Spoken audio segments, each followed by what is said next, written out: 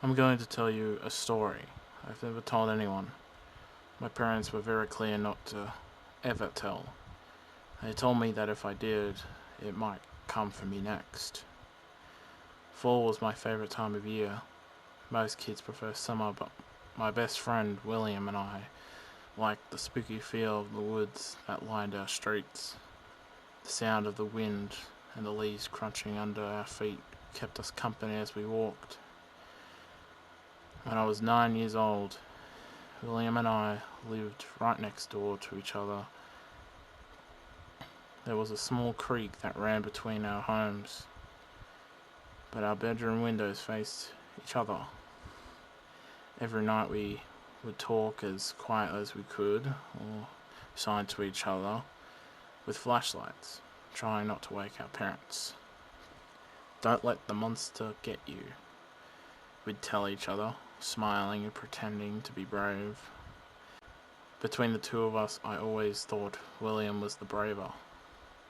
I still do. Our yards backed up to a national park. We had about 300 or so feet behind our homes, before there was a steep drop off into the park below. The cliffs would have been dangerous for two young boys growing up, but our parents had worked together to put it in a higher wrought iron fence along the entire span of our properties. It had a gate that was always locked, as they worried very much of our safety. I didn't realize at the time, but maybe the high fence wasn't just to keep us in. Maybe there was something they wanted to try and keep out. The day that changed my life started like any other. William and I got home from school, threw our bags down, and grabbed a snack. We had two racks, and we set out to make multiple piles of leaves all around our backyards. We were going to play a serious game of hide and seek. You wouldn't believe how efficient kids can be at manual labour when they make a game out of it. And within an hour or so, we had created 9 separate piles of leaves. Some were large, others were small, but all were well suited to our purposes. Setting up our game of hide and seek was fun. "Alright, Will, you done yet?" I asked impatiently. "Yeah, count to 10, William replied. I counted as I spun around, one spin from each number. 8, 9, 10, I shouted. Fighting off a mild dizziness, I slowly walked around our yards as I stalked my prey. I perked my ears up, waiting to hear any sign of my friend William. After 10 minutes, I wasn't any closer to my goal. We had a Marco Polo rule that for each game we're allowed to use one of Marco Polo's. Frowning, I gave up. "Marco," I yelled. I heard a Frank Polo in the distance. I smiled and laughed, knowing I was getting closer. I stood silently and listened before hearing a small movement in the pile of leaves to my right. "Gotcha!" I cried out. Grabbing William from the pile of leaves, a wide smile crept over my face. "No fair, you cheated," William said. "I did not," I replied ignorantly. "Okay, fine, you're one up on me. My turn, though," he said quickly.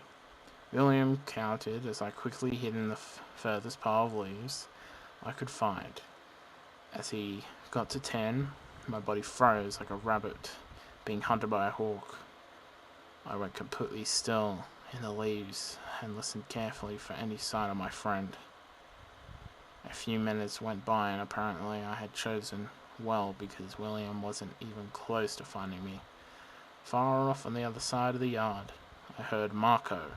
I smiled at how far away he was from me. "Polo," I yelled back.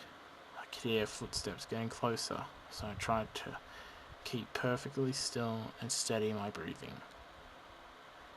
I could hear William stop walking. "John, did you open the gate?" William asked. I paused, wondering if it was a trick. "John, I'm not joking. The gate's open. I think I see something," William said. Still not sure if it was a trick or not, I listened even more carefully. I could hear William's footsteps go towards the back of the property. Next, I hear the last thing I'd ever hear from my friend say, "John, I found a coin on the ground. I think it's silver. Come see, it looks old," William declared. I waited silently in the leaves, not coming out. William had tricked me before. I waited and waited, finally peeking my head out, and looking around the yard. I stood up. The gate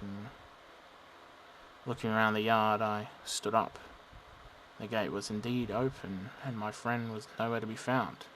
"Well?" I called out. I ran over to the open gate and stopped looking into the darkness.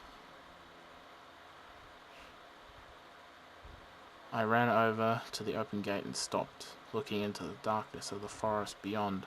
I felt something looking back, something waiting for me. I turned and ran for my house, running like my life depended on it. I told my parents what had happened. My mother's face turned pale as she immediately called the police. My father yelled next door to William's parents, and I didn't understand at the time why both our fathers approached the gate with shotguns in their hands. Why did they need guns? He had probably just fallen down the hill or got lost.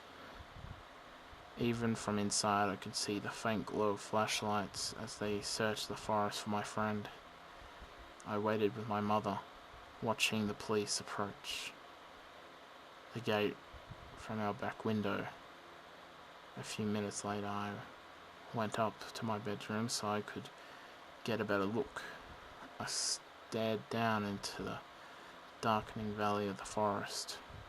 The last thing I remember about that day, the thing that seared into my memory, was the police chief sitting across from me at our kitchen table.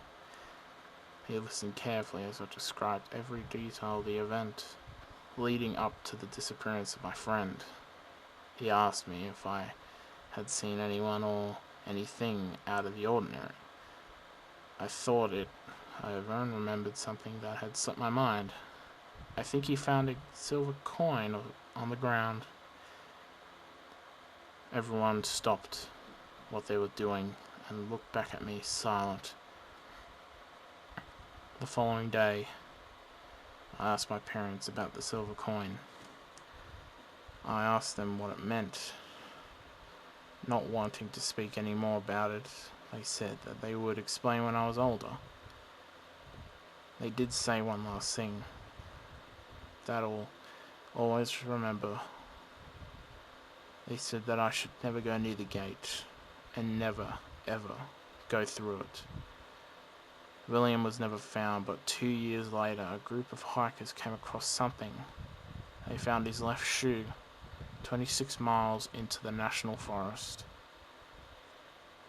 He was my best friend, and his name was William.